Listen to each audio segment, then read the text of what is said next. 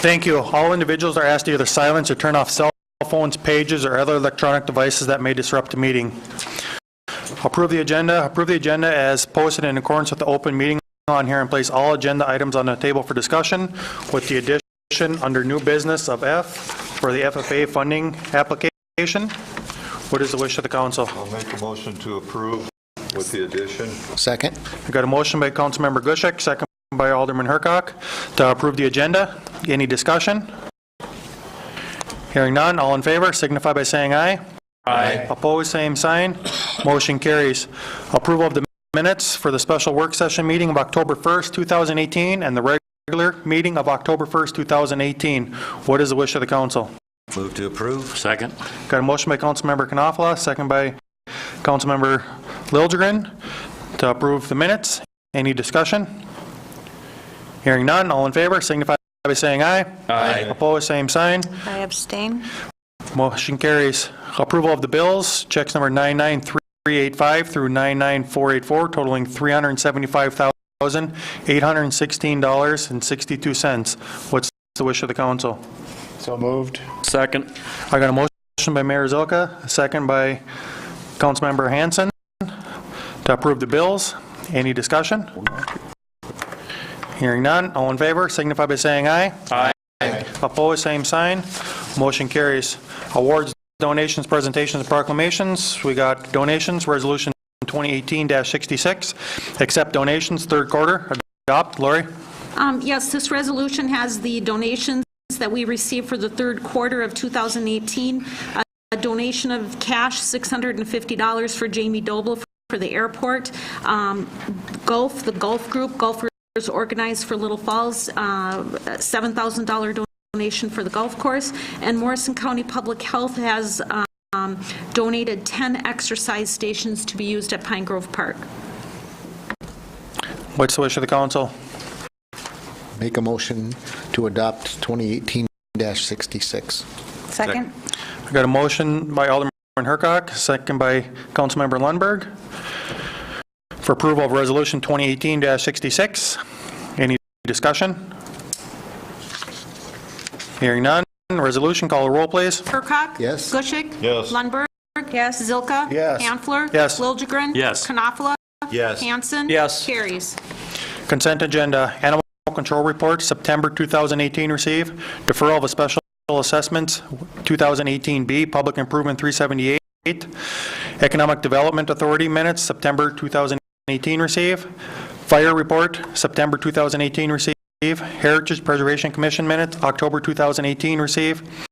Housing Redevelopment Authority minutes, September 2018 receive. Investment recap dated September 30th, 2018 receive. Parade permit, West Side Improvement Association, Santa Parade, approve. Public Works report, September 2018 receive. Recycling report, July 2018 receive. Renewal on sale 2 a.m. liquor license, Rustic Saloon, approve. Wastewater treatment facility report, September 2018 receive. Water treatment facility report, September 2018 receive. What is the wish of the council on the consent? Mr. President, I move we receive and approve the items from the consent agenda. I'll second it. Got a motion by Councilmember Hanson, second by Councilmember Gushek to approve the consent. Any discussion? Hearing none, all in favor signify by saying aye. Aye. Opposed, same sign. Motion carries. Public hearings and lettings. Public hearings, resolution 2018-61, support Minnesota Investment Fund, otherwise known as MIF, submittal of application, Barrett Egg Service Incorporated, doing business as Barrett Egg, or Barrett Pet Food Innovations. Adopt. Lori? Yes, we have a resolution in front of us tonight, and we'll be having a public hearing. Carol Anderson from Community Development is here, as well as representatives from Barrett Pet Foods, to talk about the project. And the resolution then would be in support of staff working with Community Development and Barrett Pet Food to submit an application to the Minnesota Investment Fund, a grant application. So 7:39, we'll open the public hearing, and affidavit and everything's all on file? Yes. Okay. Go ahead, Carol. Okay, well, Carol Anderson from Community Development. I've known Mike Barrett for 20 years, maybe? Since the ethanol plant started. He was one of the founding members of the ethanol plant to get that going. And during the same time, as I said earlier, he started a business north of Piers. That was more in the agri-services business. And then he decided to get into the pet food business. And his daughter, Sarah, came back from school and started helping run the facility. And Tom, who is not here tonight, also came back to run it as their family business. And the business has taken off and grown since 2008, 2009. And they can tell you about the expansion they had out there, which is a large warehouse that they filled in about 3 months. And they are continuing to grow. So they were looking for a community, and they looked at a couple of other communities, and we had them come over here in May and met with everyone, and they decided that they would like to put their facility here in Little Falls. It's going to be about 150,000 square foot building, about an $18 million project. They're hoping in 3 years to have 100 jobs, and they can explain a little bit more about their wages and benefits. So tonight we're looking for a couple of things. One is this approval to go ahead and start working on a Minnesota Investment Fund application, and also for approval of their submission for a Job Creation Fund application, another state program, and then call for the public hearings for the tax increment district. So with that, I would like to introduce Mike Barrett and Sarah Barrett.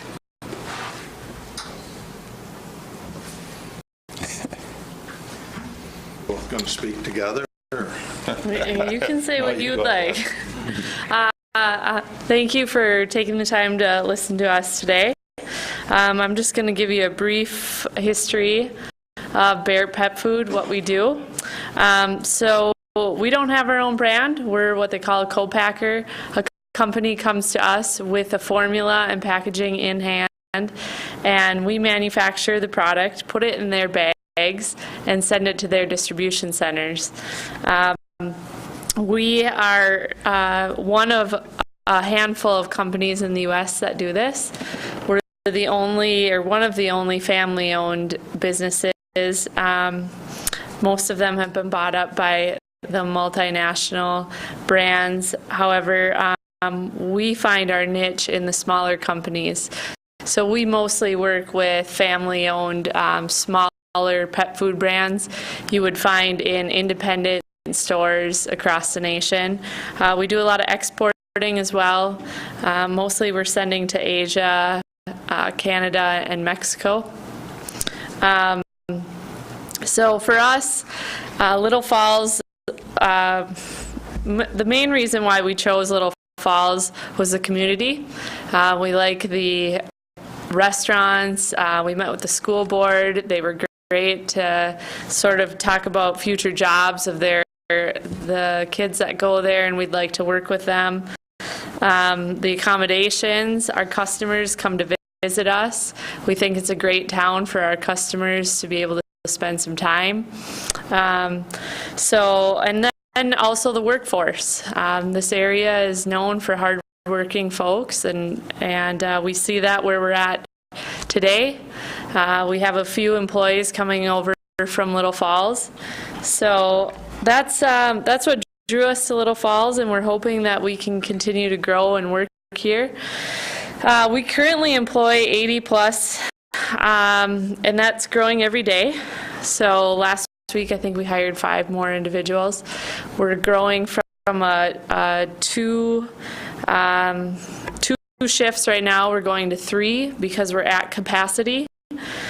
And one of the most important things about our business is food safety. So we do a lot of cleaning, and we need that third shift for cleaning. But because we're so busy and we're pushed to capacity, we've had to move that to a production. So we're hoping to get this facility up and going as quickly as we can. We have contracts in place to start filling the capacity of a new facility. I'll just go over quickly some of the benefits that we'll offer. So a starting wage would be $15 an hour. That's going to be for a packaging or sort of a starting job. Management will start at $21.50 an hour. And so just to go over our benefits with you, right now we cover 100% of our employees' health care. That's how we keep and retain employees. We have a very good employee retention rate. So we pay 100%, and our health insurance is what they would call a Cadillac plan. So we have a $500 deductible, $1,500 out of pocket, and $3,000 out of pocket for families. We have a simple IRA, and we match up to 3% of the employee's contribution. We pay holidays, paid vacation. We pay 100% of the employees' uniforms, as well as we give them a boot allowance every year to go and buy proper shoes. And then we have a lot of extras. So we give out attendance awards, as well as we try to have 3 employee appreciation parties a year. So because we're a family business, we appreciate every one of our employees and everything that they bring to our business. Is there anything you'd like to add? Say a few words. I didn't come prepared to speak, but I better say something. One thing Sarah didn't maybe mention is that we make a lot of other pet food other than dog food. We kind of pride ourselves in making anything that nobody else wants to do. So we make bearded dragon food, we make koi fish food, we make all the exotics. If you went into a lot of bird food, a lot of fancy bird food, stars and different shapes. And if you went into one of the PetSmarts and went down the exotic aisle, that probably about half that aisle we made and packaged for the whole United States. So we do a lot of that, and the dog food that we make is very high-end. It's not just premium dog food, we make super premium. And with a lot of exotic meats, kangaroo from Australia, and a lot of these dog foods aren't sold in Minnesota. They're exported or sold on the east or west coast, but pretty much all the stuff we do is kind of the top end of the pet food industry. And there's a huge demand for it. I know it's hard to believe, but there's a huge demand for it. So that's why we're going to have to add another plant. And that's about all I have. Okay. Thanks, Mike.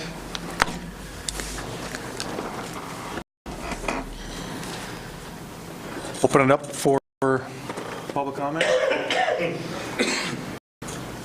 Anyone from the public wish to speak, please raise your hand. You'll be called upon, and then come to the podium, state your name and address for council records. Limit 2 minutes per person. We're going to go tonight, and up to 2 times if you want a rebuttal. So go ahead, Rob.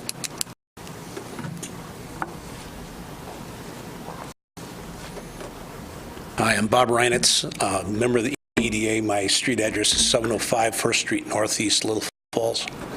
Again, I'm a member of the EDA. I just want to again reinforce the fact that this is a wonderful deal from the EDA's perspective. I just don't see how we could have gotten a better deal for the city of Little Falls. It's a gigantic investment from you guys, and we're just trying to help make it easier for them to get here. That's really all we do. The other thing I want to do is thank Carol again. She took this thing from the beginning and made it happen. When she brought it to the EDA, it was incredibly well put together already. We really didn't have to even think about it much. It's one of the easiest ones I've ever had to vote for in all my years on the EDA. So I don't see how we could walk away from this one. This is a wonderful deal for Little Falls. Thank you. Anyone else from the public wish to speak? Go ahead. Hello, my name is Stacy Brosey. I live just outside of Little Falls, and I've been working for Barrett Pet Food for about 5 years now, and I can personally attest to the fact that not only is this a quality product that they put out, but these are incredibly hardworking folks. It's really been a pleasure to work for them. You can take their word of truth. Everything they tell you, they do, and it's just been excellent. Thank you. Thanks, Stacy. Anyone else wish to speak? Third and final call. Anyone else wish to speak?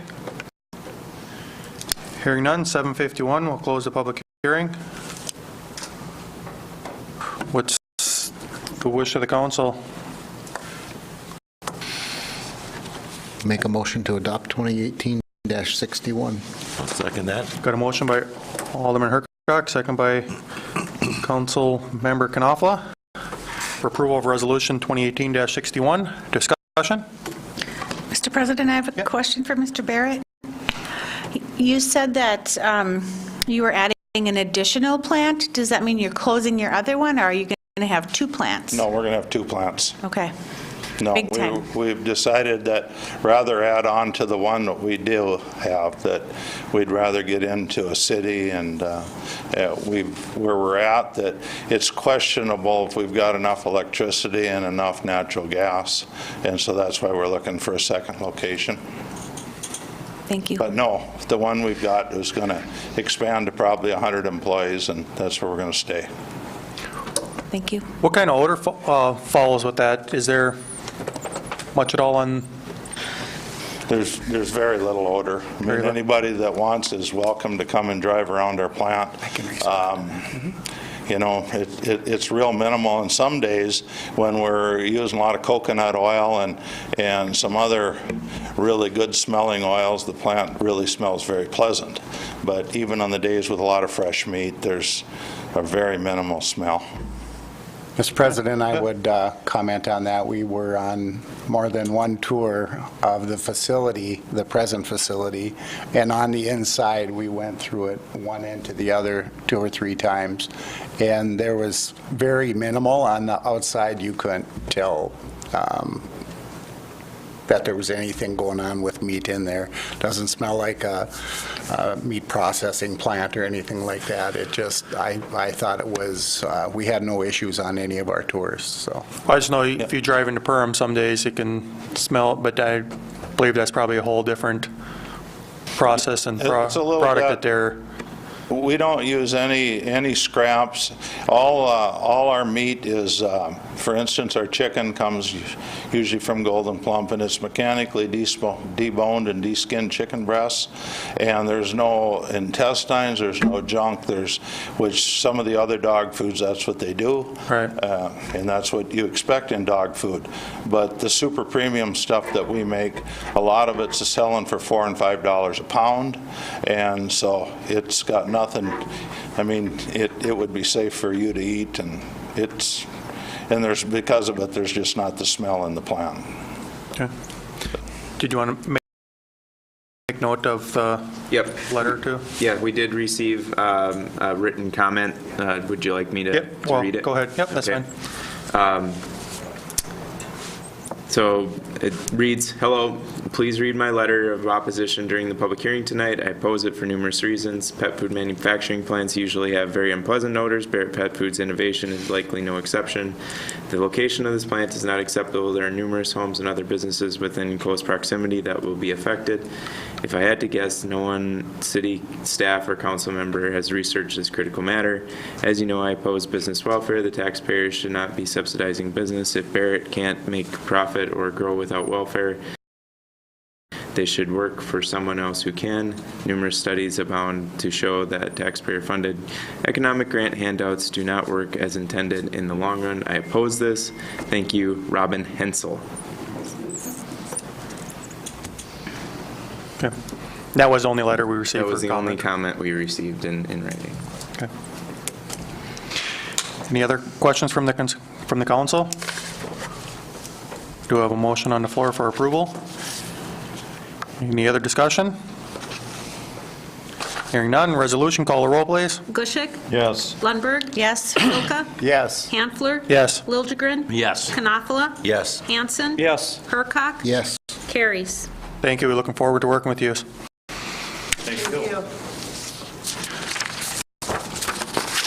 Resolution 2018-63, order in public improvement 375, surface and utility improvements, Trunk Highway 27.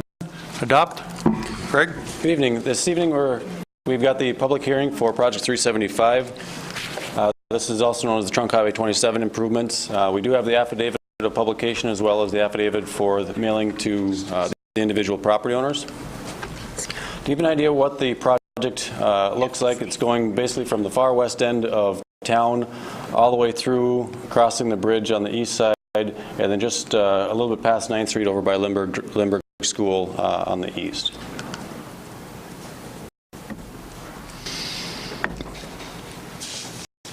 So the existing conditions, we've got a water main, 6-inch ductile iron water main up between 15th and 13th Street West. That was installed in 1989 and 1991. We've got between 13th and 3rd Street, we've got a 12-inch cast iron that was installed in 67. Between 3rd Street and 1st Street on the west side, we've got both between a 6 and 8-inch and a 12-inch cast iron that was installed in the 1900s. In 1968, the 12-inch was installed in 68. That's our main feeder line to our water tower. The other ones, the 6 and the 8-inch, was installed in early 1900s. Jumping to the east side of the river from Front Street to 1st Street, that was installed in the 1900s as well. That's an 8-inch cast iron pipe.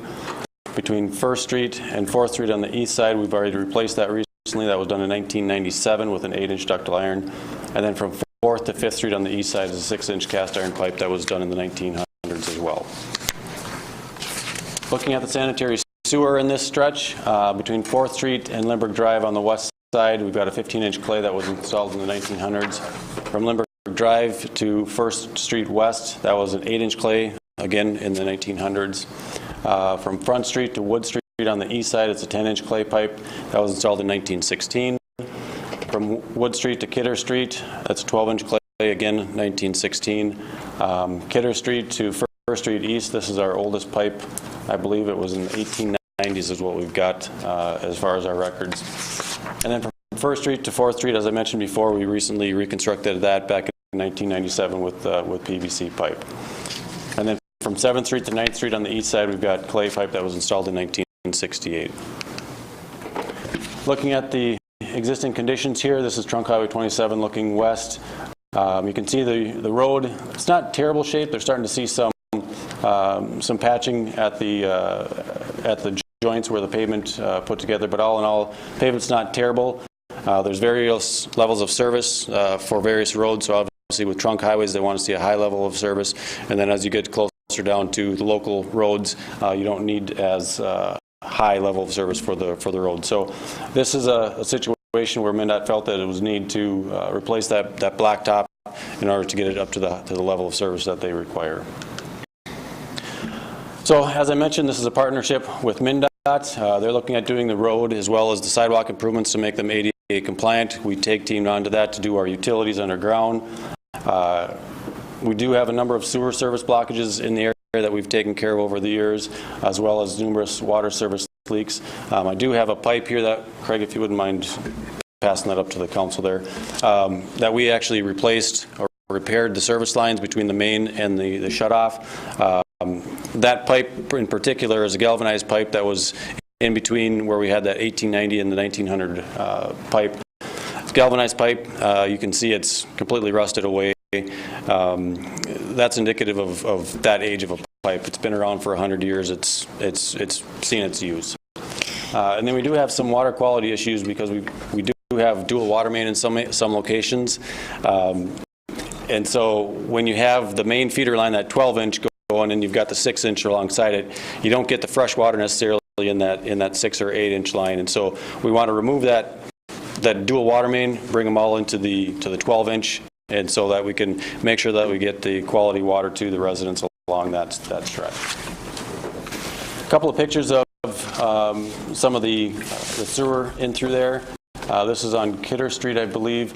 You can see starting to crack. This isn't terrible, but it is starting to crack in through there. This is a classic hammer tap where basically when they were trying to connect to the sewer, they just took a hammer, busted it. You can see the crack here and then on the other side as well. So the improvements that we're looking at doing, we're looking at replacing the sanitary sewer the same size as is currently, but upgrading it to PVC pipe. You can see the sizes in through there. We are planning on stubbing out the services to the property line. A lot of those, again, are cast iron or clay pipe. Clay pipe has a tendency to have root intrusion, so making those PVC will decrease that possibility of blockages. On the east side, we're looking at putting an 8-inch water main between the bridge and First Street East. Again, upgrading that stretch so that it has decent water in that area. Water services stubbed out to the property line between 4th Street West as well as all the way over to First Street East. Those will be copper pipes like we typically do now as opposed to the galvanized pipes that are in the ground in those locations. And then storm sewer improvements going from 6th Street on the west side of town all the way to 2nd Street on the east side of town. And that's looking at adding some additional catch basins in through there to take care of the stormwater runoff from that stretch. And then with this project, there's a number of areas where the sidewalk, or excuse me, the curb line is going to be shifted in to make way for those ADA improvements. And so they're going to be kicking in the curb line about 2 feet on both sides. Because of that, we've got to relocate the street lights, so that'll be part of this project as well.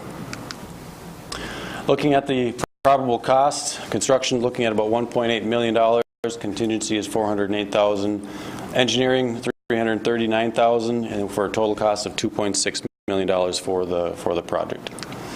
Looking at the project funding, we are looking at assessing $821,926 of this. City and the state combination would be just under the $1.8 million for a total of the $2.6 million for that stretch of the project. Preliminary assessment rates, I'll be the first to admit there are a couple of them in there that are higher than normal, specifically the utilities, so the 8-inch water main and 8-inch sanitary sewer. I looked at our estimate to see why those would be higher than expected. Nothing really jumped out at me at this point in time, but these are preliminary, and so once we get the bids come January, we'll be able to see exactly where they come in. The other ones are pretty typical of what we would see as far as the street footage. A 32-foot urban is at $20.39. The side footage is at $10.20. A 44-foot, which is in the commercial area, the front footage on that is $28.04 is what we're projecting. A 6-inch water service line replacement, this is a fire service line, that's at $1,900 a piece. The 1-inch water service new, so if there was not a service line to a particular property and we put a new one in there, that would be at $1,900 as well. The replacement one, we do have a reduction in rate for that because they've already got a service line. We're putting a new one back in. That's at $1,200 per each. Mentioned the 8-inch sanitary sewer at $45 per foot. 6-inch service line replacement is at $600 with a new one that would be at $1,000 per each. And then residential and commercial storm sewer is at 15 cents and 25 cents per square foot. A lot of folks will notice that we do have a design life on our assessments. So the design life for utilities, whether it's storm, sanitary, or water main, is 50 years. And so if they were replaced or assessed between 1969 and now, then they would have a prorated portion of it. A number of them did have that prorated on it. And then the streets are at 30 years. So if something was reconstructed or replaced within that 30-year time frame, they would have prorated for that as well. We do intend to sell bonds for the project. If this council approves this segment, it's likely going to be combined with other projects throughout the city. And then we do have a deferment component of it. So if you're 65 years or older and your property is homesteaded, you may qualify for a deferment if you do meet income guidelines, as well as the National Guard requirement down there as well. So tonight, October 15th, we've got the assessment, or the preliminary assessment hearing. We'll be looking at design in October and then authorize advertisement for bids in November. I mentioned we're planning on doing opening bids in January and then constructing it this spring. This would be in conjunction with MnDOT's timeline as well. So we bid it in January. Construction would start right when the frost gets out of the ground. Could be April, could be May, depending on what Mother Nature has in store this year. And then we are looking at having the project completed before Arts and Crafts this year, or next year rather, to be completed. So to give everybody an idea kind of how this would work in terms of construction phasing and such, this is actually the truck route. Right now there's about 13,000 vehicles per day that run through town. We look at traffic counts on the west side and the east side. It's about 5,000 to 6,000 vehicles that go straight through town. So the truck route would take those 5,000 or 6,000 vehicles and bring them around town to get them out of this area for the construction activity. The first phase of the project would be right at the edge of the two bridge abutments between the railroad tracks and the bridge on the west side. We've got utilities in that intersection that we need to get reconstructed in that area. And then on the east side of the road, right at that intersection again, between the east abutment and Front Street, we need to make that utility connection in through there. That would be the first phase. So during that phase, we would have all of the traffic detoured around town. That's going to take about 3 weeks to get all of that work done. But there's really no other way, going the wrong way, to get that intersection completed because the bridge is the only link across town to get through there. So it's imperative we get those two done in order to get this other stretches completed. Once the intersections are done, then they'll work on the first phase, which is basically from Front Street all the way over to 4th Street. The bulk of the work is going to be in here between 1st Street and the bridge. That's where our utility construction is going to take place. There's a little bit of utility work for storm sewer right over here between 1st and 2nd Street, and then they're going to remove the blacktop and replace the blacktop from 2nd all the way over to Lindbergh School at that stretch. Once that is completed, and depending on how many crews, they may be able to do multiple segments at once. But once this is completed up to 4th Street, then from 4th to 9th, they're going to do that stretch. That's a remove blacktop and replace blacktop in that stretch as well. From there, they're going to jump to the west side of town.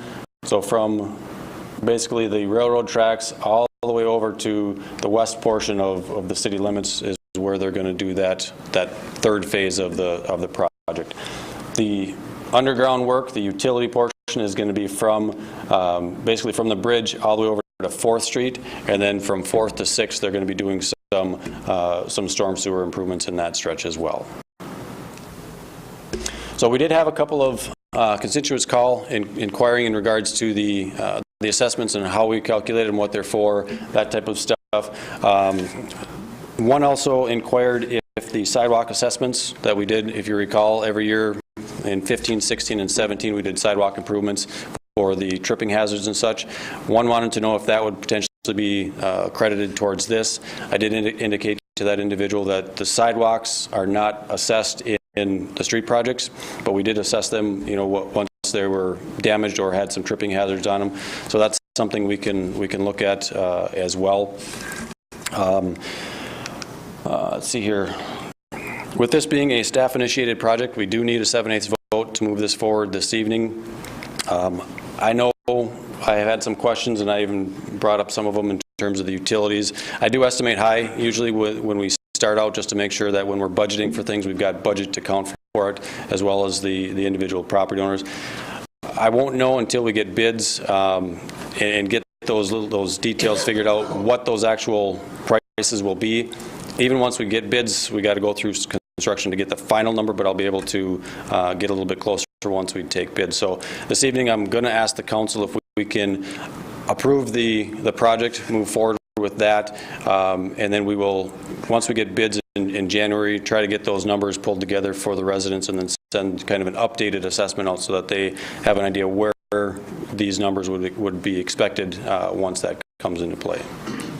So with that, if there's any questions from the council, I'll be glad to answer them. Today's approval would be just to get bids. Today's approval would be to authorize staff to prepare the plans and specs, and then we would come back at another meeting to authorize advertisement. So tonight is just to allow us to pull the plans and specs together to move the project forward.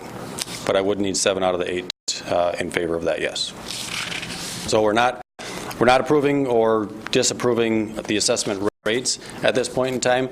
It's simply to get the plans and specs pulled together.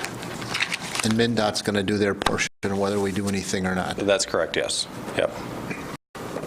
Greg, so obviously there's an advantage of doing this while MnDOT is doing their work. Correct. So there's got to be some savings to it. Correct. They have a portion of it, and then we have a portion of it as well. Even though MnDOT's doing a lot of the work on it, they still back calculate some of those costs to us.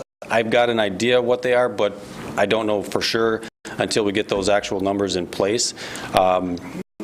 So once we get that, we'll be able to identify exactly where those numbers are at, but there is a cost that they transfer back to us for our portion of it, yes.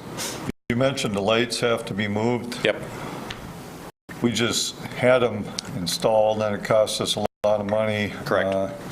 Why is this our responsibility? It's their road pushing them back. Because there are lights.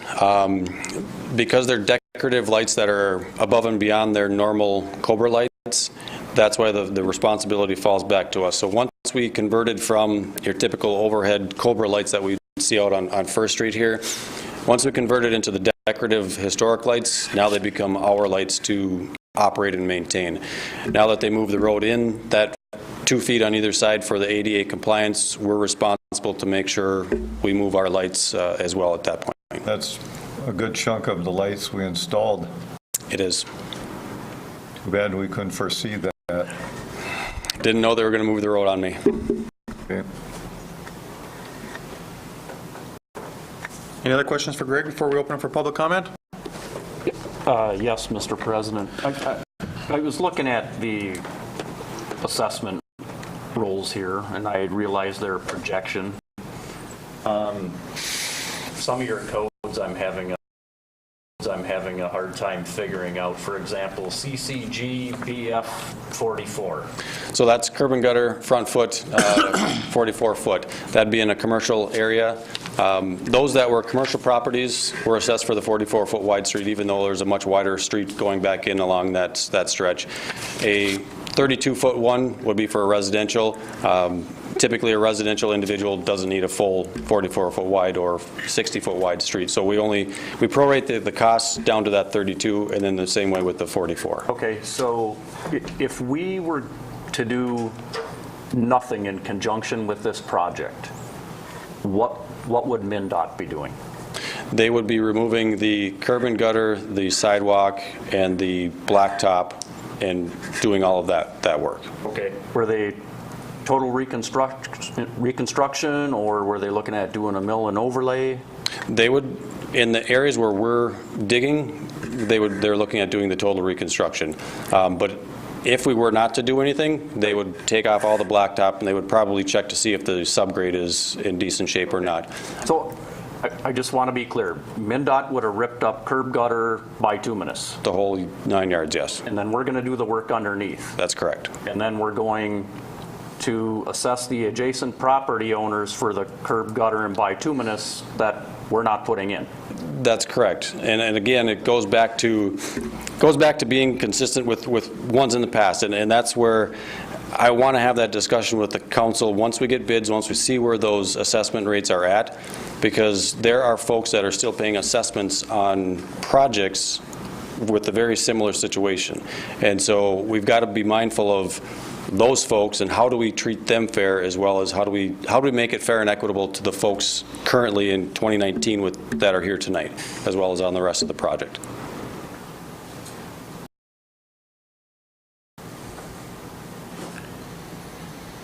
Any other questions for Greg?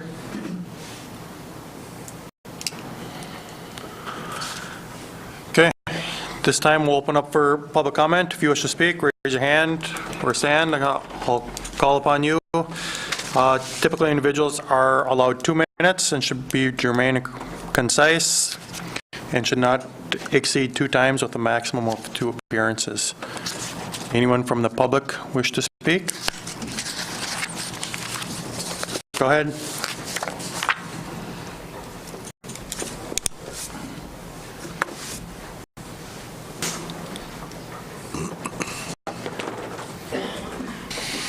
Good evening, Your Honor and Counsel. My name is Terry Watzka. Let me spell Watzka for you, W-O-T-Z-K-A. My address is 2023 Oak Drive in Sauk Rapids. I'm here with my brother Tim to represent my mom, Geraldine Watzka, who owns property at 613 West Broadway. Mom doesn't live there. She actually lives at Bridgeway, but still owns a property at the corner of 7th Street. During my day job, I'm a consulting engineer for SEH, and I do city engineering work. So I've been at probably over 100 of these meetings, but never on this side of the podium. I got to tell you, it feels kind of good. Greg was able to answer several questions. The procedure, final assessment hearing, maybe this time next year. Greg and I have corresponded about the sidewalk. There was talk about sidewalk, I think, when MnDOT was getting easements. Correct. They were talking about a sidewalk on that block between 6th and 7th on the south side. You advise that's not the case now? Not currently in their plans. I did see MnDOT's 90% set of plans. It's not in there at this point. It would not be a request on our part. So I can tell you right now, MnDOT does not have any intention of putting sidewalk on the south side. Okay. In the report, I noted, I think on a MnDOT map, that this particular section in front of between 6th and 7th was I'm not sure if they used it or reconditioning, wasn't full reconstruction. Yeah. Is that? Yeah, they're removing the blacktop in that stretch. I'll let you finish, but yes. Yeah, that's, if you could just describe the. Removing the blacktop, doing some fine grading to the gravel to make sure that it meets grade, and then putting the 6 inches of blacktop back. And has MnDOT indicated what percentage of that they will cost participate in?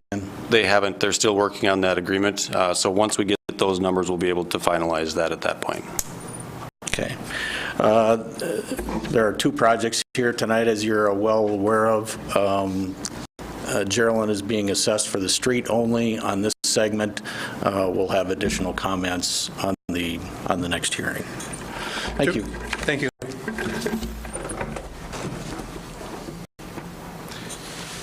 Anyone else from the public wish to speak? Go ahead, Jerry.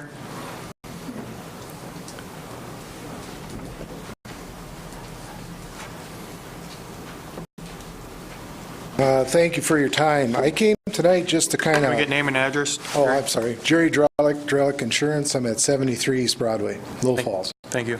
I wanted to recap. I had sent a letter to the city on August 30th about my concerns this year about the redoing of the water lines and the sewer lines. And I think you guys should have got the letter, but I'll recap. Basically, my concerns are if you're putting in new water and sewer service in the street, that 8 feet that's from the water shutoff to my building, the 8 feet that's from the main line to my building. If there was a problem with that and it's not figured in the costs to a complete project, and all of a sudden it's Tuesday afternoon at 3 o'clock and the contractor says, Jerry, I don't know what to tell you, but that 8 feet's no good. You're going to have to get a plumber in here and get it done by tomorrow so we can keep up with the project. Well, that doesn't make sense to me. My concern is if the city is going to have a crew in there putting a whole new water line in, and if there's only 8 feet from the shutoff, I would gladly pay to have that line replaced from the 8 feet from my building to the shutoff and get it done with. Same with that sewer. I know in your comments, and it was stated in here in the Morris County record, that me as a business owner is responsible from the shutoff and also from the main. But on a major project like this in the millions of dollars, why would we have a situation hang up the whole thing if we did run into a bad piece of 8-foot pipe? And when I got my assessments in here, presumed assessments, I know it's all pending on final bids, but my 1-inch water service is going to cost me $1,200, and sanitary service is going to be $600. And I understand, you know, it costs money for contractors, cement, and all this, but I also got to let you know about 10 years ago, I jackhammered my sidewalk up, poured it to code, and it was done correctly at that time. And I think I had $800 into the whole project, along with making sure that that water shutoff was installed correctly because we did the work on Saturday. So I am familiar with what it takes to fix Time's up, things. Jerry. All right, thank you. Thank you. Yep. Do you want me to address the service line? Yeah, he can. Go ahead. So with the service lines, and we do this on our typical street projects as well, if we find out that from the shutoff to the main house is in need of repair, has a leak or whatever, we do contact the property owner to let them know. And depending on how quick they can get a contractor in there to do the work, then we may leave the hole open and, you know, fence it off so that obviously it's safe for them. Actually, this past year, we had 3 folks along our 8th Street project that had that situation where they had a leak that they had to repair it. And so it's not uncommon, but unfortunately, we can't require our contractor to go on private property to do those improvements. There's a different code from the state building code once you get on private property versus in the street. It's odd, but there are 2 different codes for that, and so you have to have a licensed plumber on the private property side of things, and so that's why we've got to talk to the property owner, get them involved to get that repair made. But we do make contact with them and do make provisions so that they have time to make those corrections if they need to. Greg, would it be wise to contract with or notify plumbers of when the work is going to be done in the area to allow some time? Because obviously, you know, some of those lines are going to be. Yeah, we can definitely let them know. We wouldn't be able to necessarily contract with any of them, right. But give them a heads up that, hey, we're doing between this stretch and this stretch that folks may be calling. Yep. We need it done in a timely fashion. If right. Yep. To coincide with. Okay. Any from the public wish to speak? Go ahead, Steve.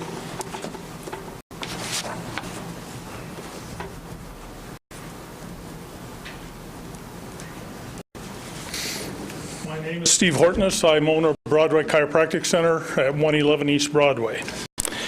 A couple questions that I have more than anything is I wasn't assuming I had taken in consideration. I thought it was only 16, 17 years ago. I'm realizing now it's 21 years ago that Highway 27 was tore up in front of my office.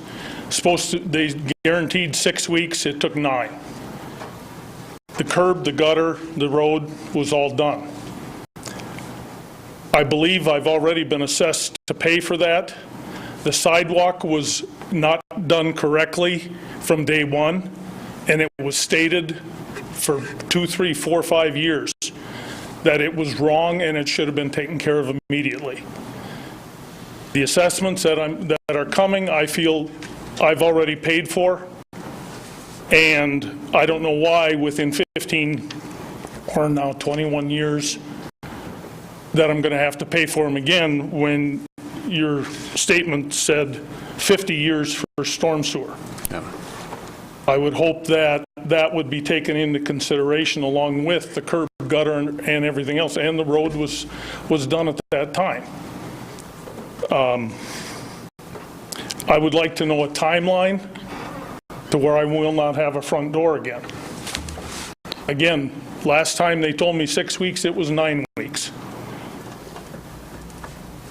As far as ADA compliance, I have no problem with that, but I don't believe that this is new. ADA should have been taken in consideration 21 years ago too.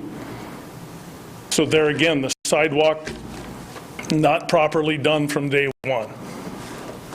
And as far as MnDOT, I was on the committee years during all those meetings. MnDOT tells you one thing and does whatever they want.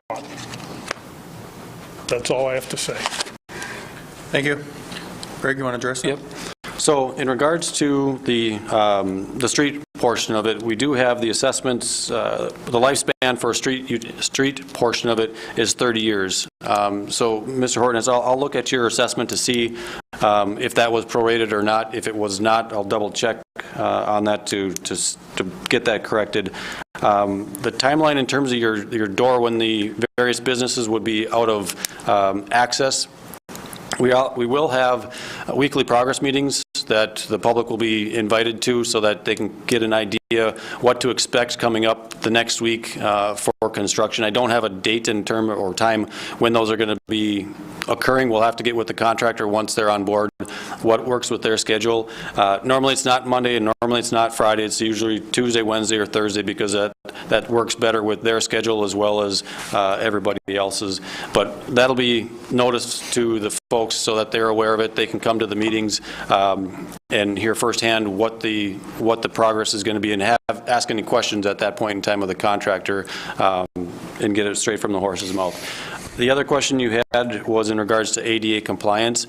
Unfortunately, ADA compliance continually changes. Even stuff that was done 3 years ago may or may not match the current ADA compliance. It would have met 3 years ago, but today wouldn't meet it. So it's one of those moving targets, unfortunately, that continually changes. And if you do any improvement along the stretch, you've got to update the sidewalk to meet those ADA compliance. So 21 years ago, it may have been in compliance. I can't say if it was or not, but there's a good chance that it doesn't meet ADA compliant today, unfortunately. Greg, could we also post those updates on our city website so that people that can't make it to those meetings, because they're the only... We actually have a Facebook page started for the construction, and I'm not sure who started it, but there's one that started for the construction. It'll be on there as well so that folks can keep up to speed on what's going on with the construction. Can you tell us what that website, that Facebook page is called? Do you happen to know it? It's the Big Dig, Little Falls.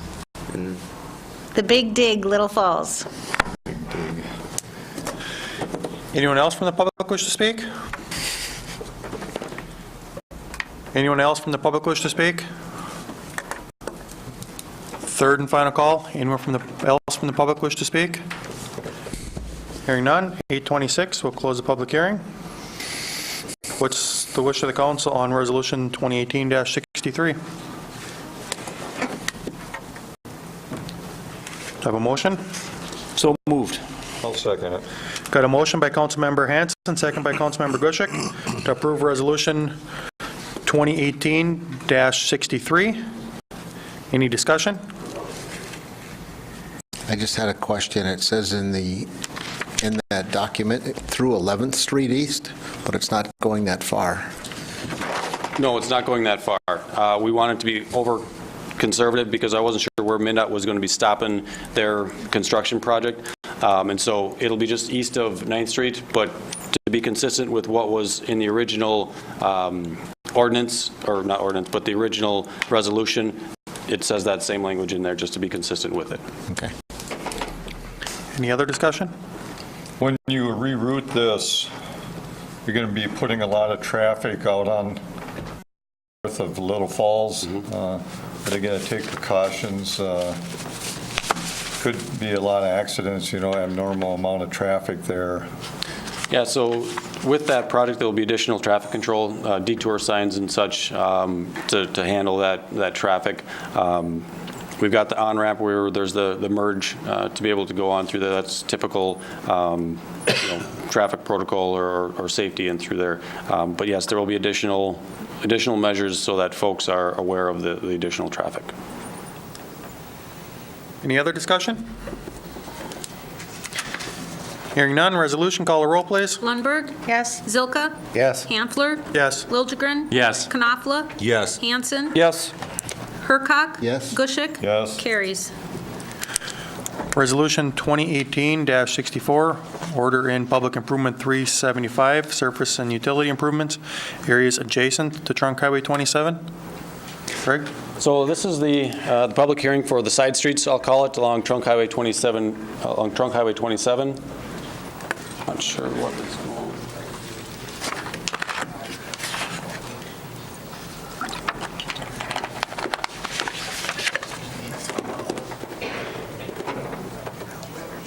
We do have the affidavit of publication as well as the notice to the individual property owners of the meeting.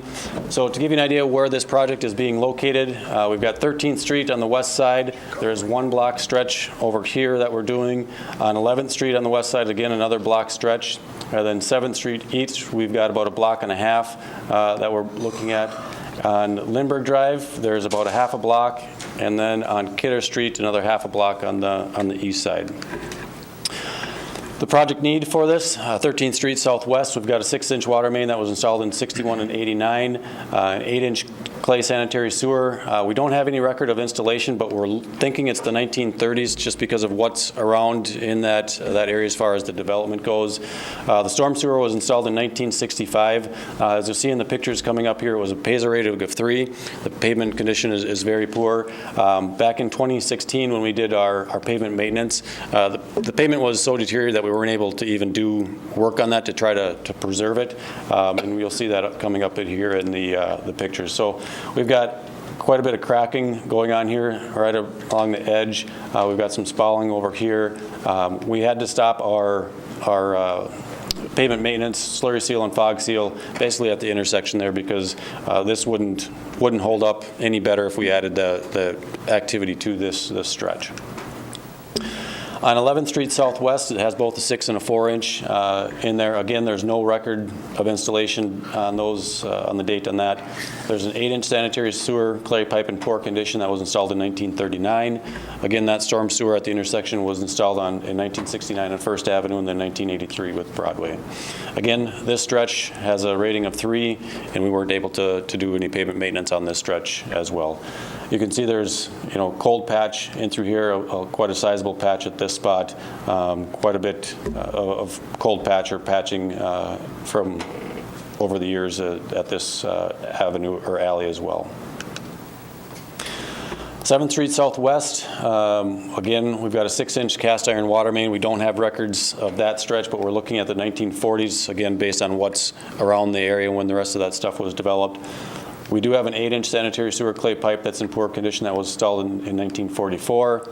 Storm sewer was installed in 1969 at the intersections there, and this also has a PASER rating of 3 in that stretch. And you can see, we've got quite a bit of block cracking in this area, as well as the cold patch and the potholes in that stretch. We were not able to do our pavement maintenance in through here because of the deteriorated pavement. Lindbergh Drive South, that water main was installed in the early 1900s. It's an 8-inch cast iron water main. The sanitary sewer is in poor condition. That was installed in 1929. The storm sewer was done in 2005 when the road was reconstructed, but unfortunately the two mains, both the sanitary and the water main, was not reconstructed at that point in time, and so those are the driving factor of this project at this point. It's a county road, but as you see in the pictures, the pavement's not the issue as much as the underground at that point in time. So here you can see, looking north, we'd be going to basically this manhole right here, replacing this stretch is what we're looking at doing. I believe they stopped at this point because with all of the traffic signals, there's a loop detector back here, so when you drive over it, it signals to the traffic signal when somebody's there to change those lights and start the timing on it. In 2005, they did not go up into the intersection with that work, and so these utilities did not get reconstructed, just the pavement did. But as you can see in the pictures coming up here, that there's a definite need for that to get reconstructed at this point in time as well. On Kidder Street, there is a 12-inch ductile iron that was stubbed out in 2003.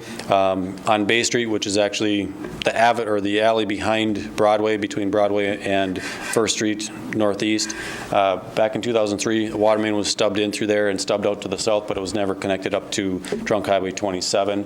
We do have an 8-inch sanitary sewer pipe that was installed in the early 1900s that's in poor condition, which you'll see, and then obviously storm sewer along 27. But the PASA rating is a 7, which is actually decent condition because they did it in 2003, but they didn't do anything with the sanitary sewer, which is driving this project again. So again, you can see the pavement's in decent shape, but we got to look at the underground when we're making decisions on the surfacing as well. So we've had a number of sewer blockages, water service leaks. You've seen the service line go around. And then in these dead-end mains where we've got those dual mains, we've got the water quality issues. We're trying to take care of that issue. Kidder Street, which is the one which they did in 2003, I think I mentioned. We've got cracks going along there, which isn't terrible. We've got cracks coming in here, but then you can start to see we've got gravel and such, and we've got the big rock that sits in there. How or why that rock is there, I have no idea, but you can also see on both sides of it there's a lot of gravel that's coming in that needs to get taken care of and addressed, and so by replacing that, that'll take care of that issue. Limburg Drive, you can see here the pipe isn't in that bad a shape, but it's starting to get the serpentine back and forth situation going. Every time it bends, you open up one side of the pipe where the other side is closed. You start to get a lot of infiltration going on the open side, and it just keeps going back and forth. So you like to see those nice and straight so the joints are tight. You don't get a lot of inflow in that stretch. And so this is one where we're starting to see some water build up there as well. We want to try to take care of that issue so we don't have clean water going down to our waste plant to get treated. We've got a protruding tap. When they replace that tap, it's sticking down into the pipe. It should have actually been cut flush in through that stretch there. And another rock. I don't know how or why that one got in there, but somehow we've got to be able to get that thing back out of it. 11th Street Southwest, both 7th, 11th, and 13th are in pretty poor shape when you see these pictures here. You can see you've got the crack all the way along the top of the pipe here, as well as on the side. There's a number of them. This one's starting to look oval. The pipe is really getting squashed. This stretch of pipe, and it's not an isolated area, I think I counted like 20 on each one of these stretches where it's about 20 segments of pipe that are in this shape that needs to get reconstructed, and kind of drove me to come to the council and say, can we at least look at this and try to replace it, because it is in that bad of shape. Again, you've got cracks going all over with that stretch. 7th Street Southwest. You can see here, this is the center of the camera. You've got water up about 6 inches worth in the pipe there. That's starting to cause a sag. That's where a lot of the solids are going to fall out of suspension and start to cause backups and blockages in the pipe. This is your classic hammer tap. You can see it's cracked all the way down through that segment of pipe. Again, causes I&I. And then you get more of that oblong-shaped pipe coming along on 7th Street, where this one right here in the middle, it's actually to the point where there's not a whole lot holding that together. The bottom of that joint is open quite a bit right here, where this stretch or this little triangle piece could easily fall out and cause issues with potholes and such in the street. So we want to take care of that before we get to that point.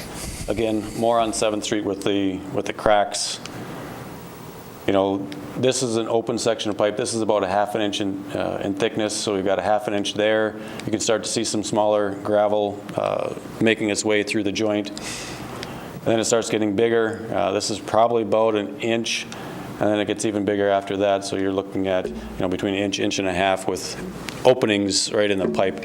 That's where a lot of the gravel and stuff gets in. We don't want that sand to get into our pipe, gets into our pipe down to our lift stations and start causing issues with our pump. So we're trying to take care of these issues.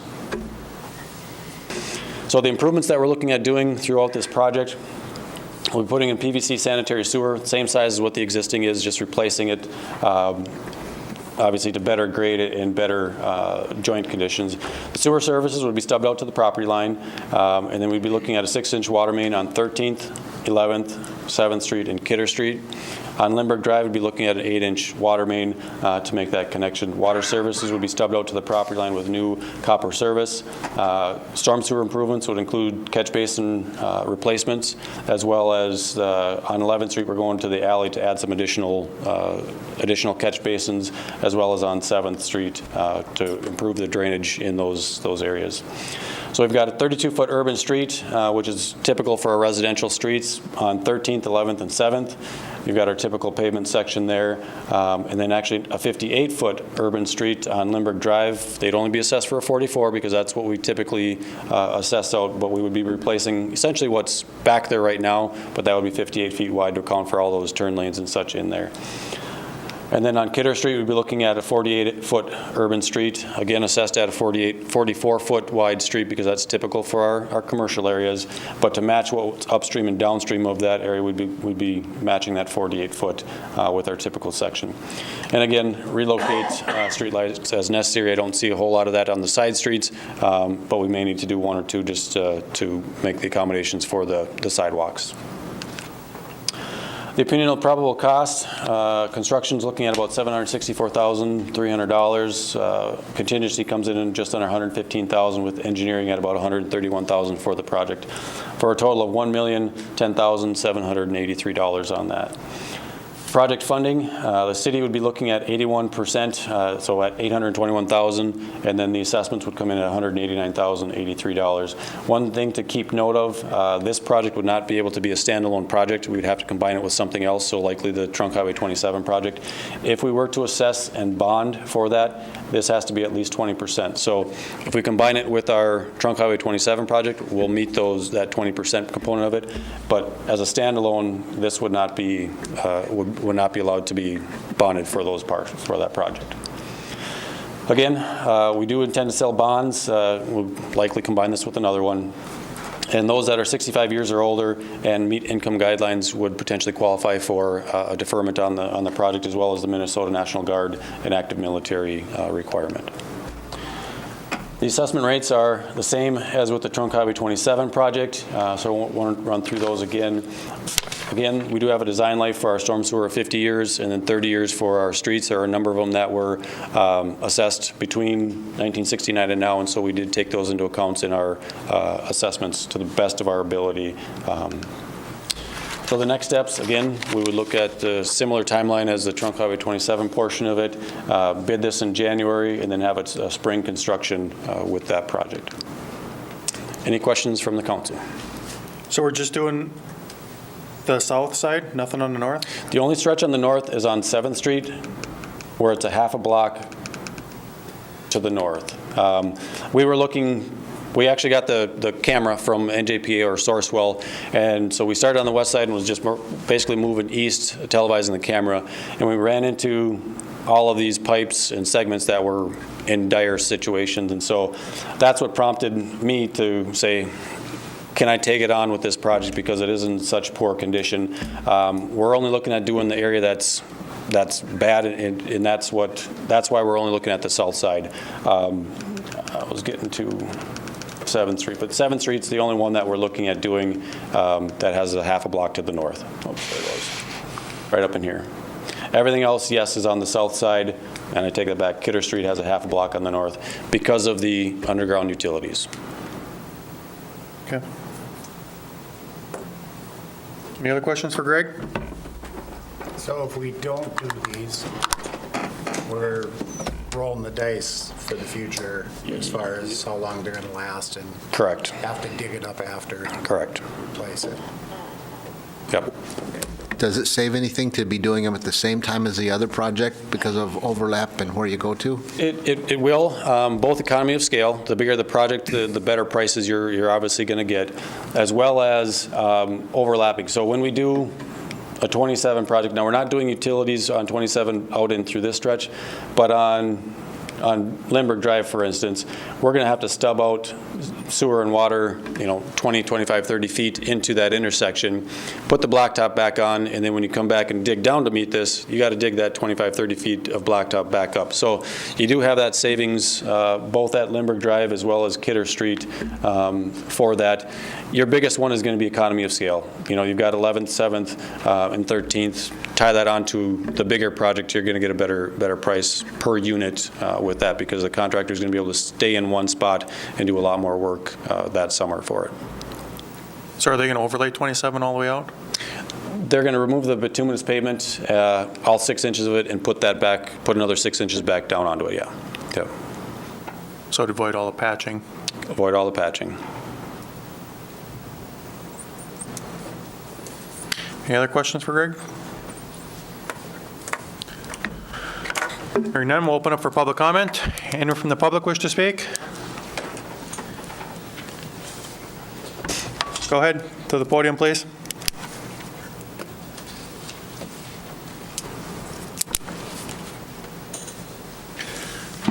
Terry Watska, representing Geraldine Watska. Clearly, the project's needed. You're doing the responsible thing. It's the right thing to do.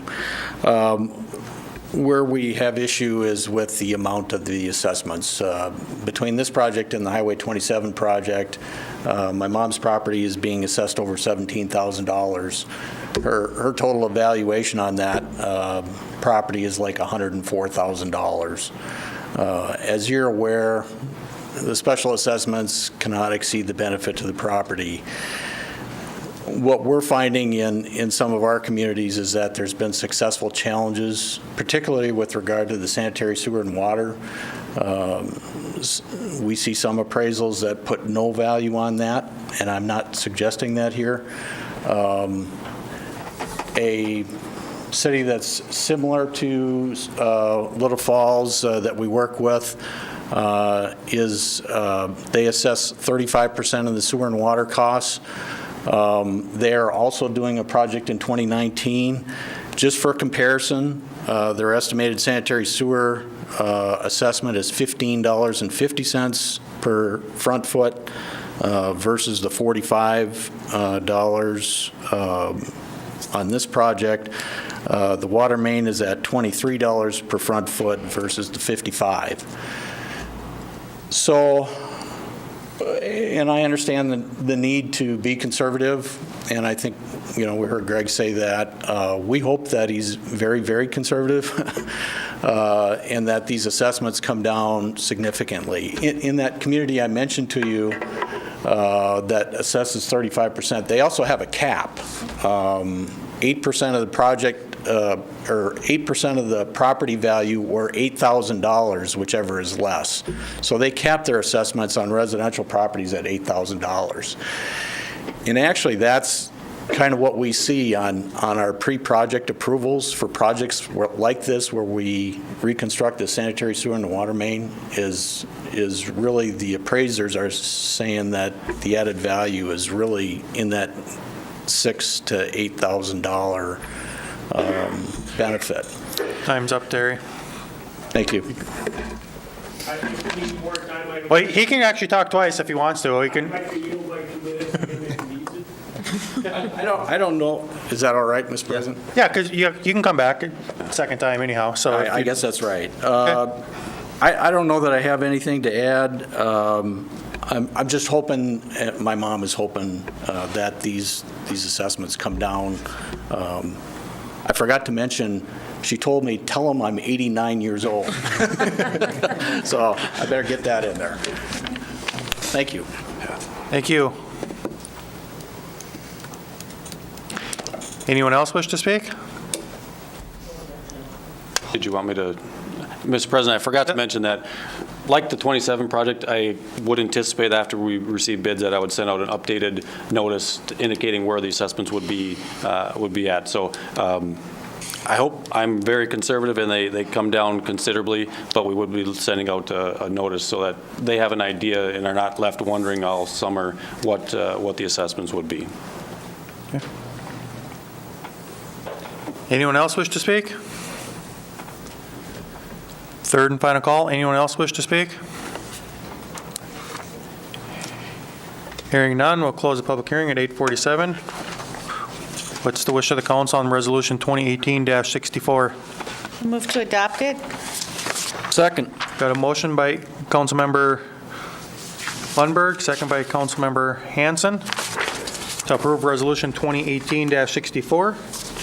Any discussion? Mr. President, I would just like to add that as I was pointing out to you, looking at some of these numbers on the side streets, and I was thinking the same thing as far as property values. Is there something we could do? And I would be in favor of a discussion moving forward potentially at looking at caps or whatever.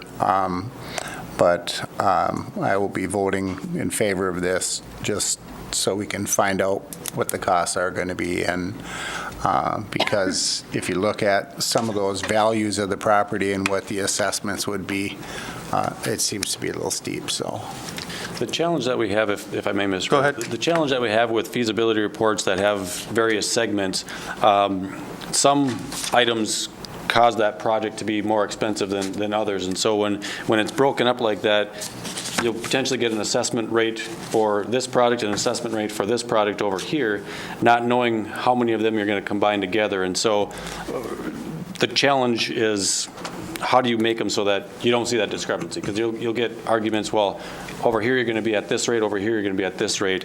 I tried to keep them the same so that there is no discrepancy, because obviously folks that are on all the corner lots are going to have assessments on the front and even on the side.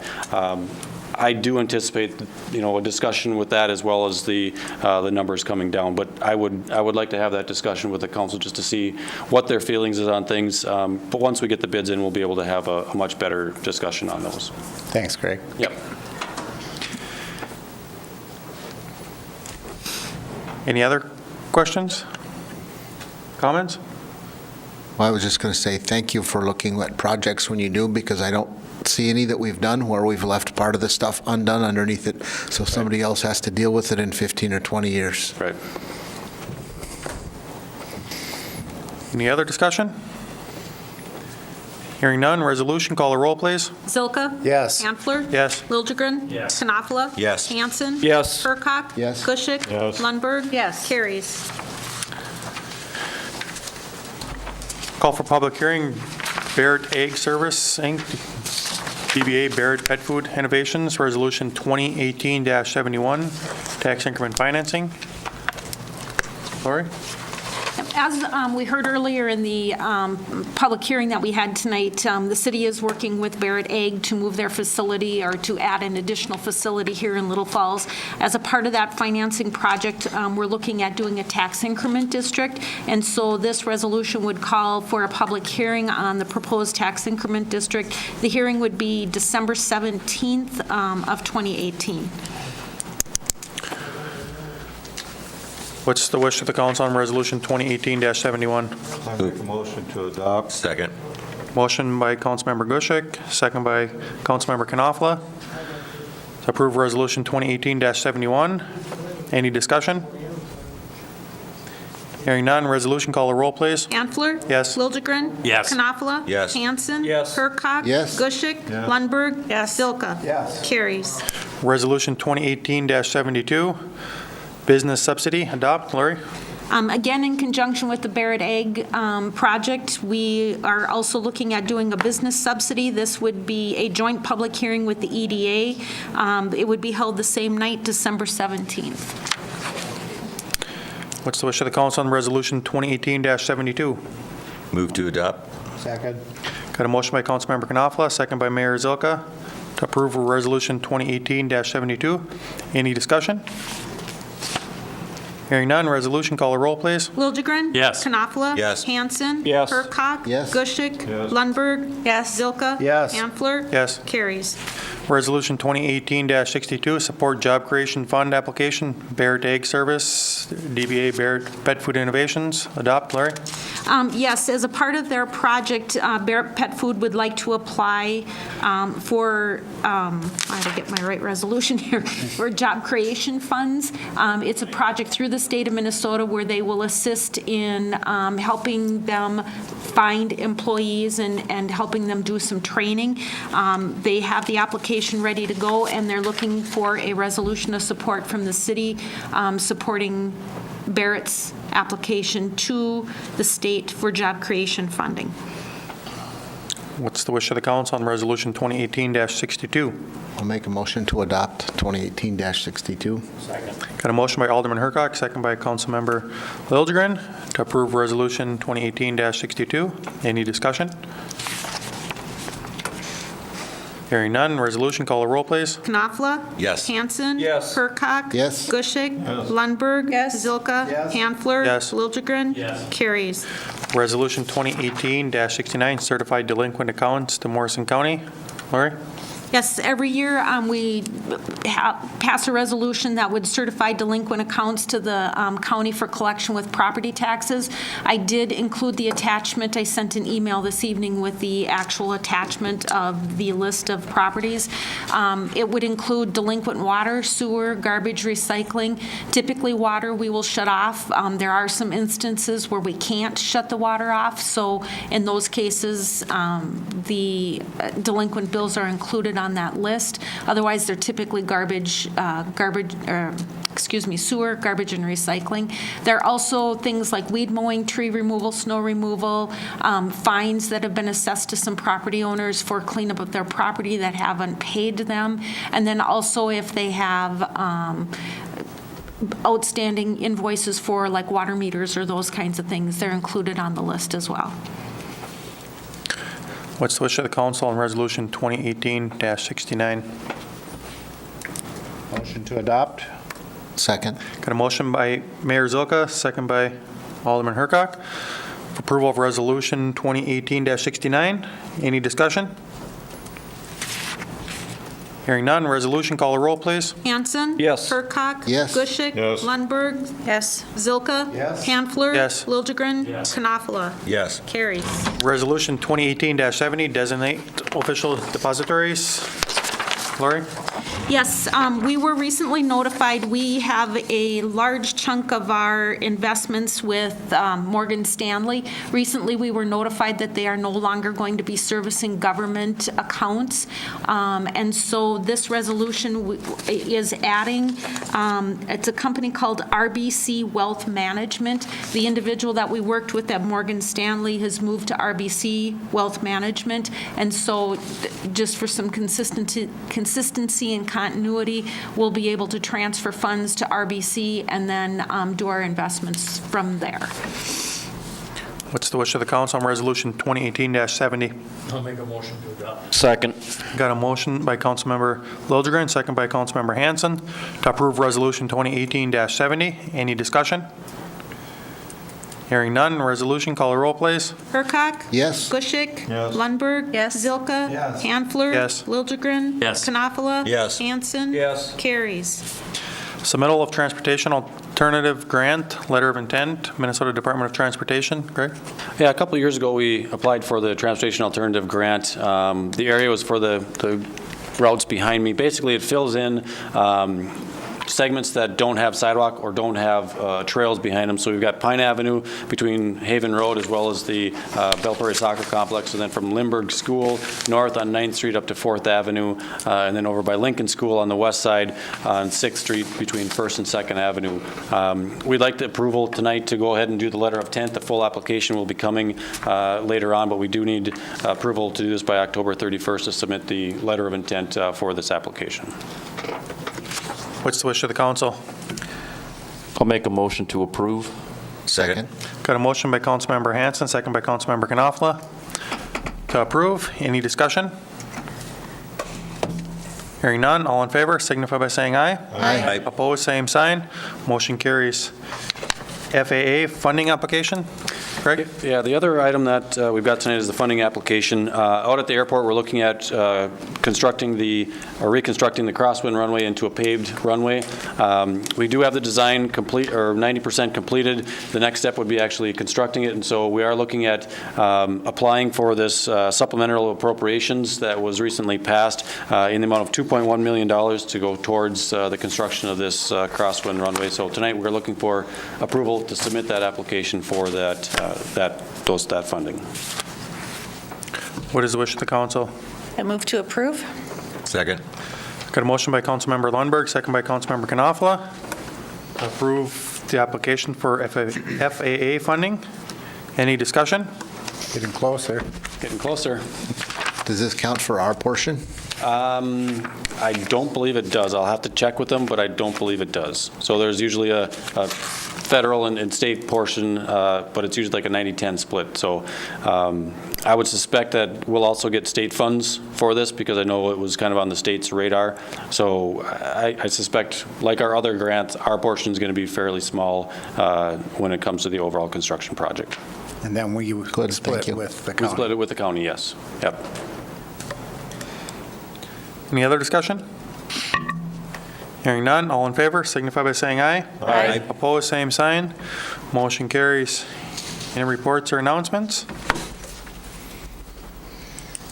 Hearing none, we'll adjourn to recess to a closed meeting pursuant to Minnesota State Statute 13D.05 Subdivision 3C3 to develop purchase price for real property described as Morrison County PID number 48.0 or 7060.000. Don't believe there will be any action. There will be no action after we open into closed, back in open session from closed meeting. Update. Airport. Why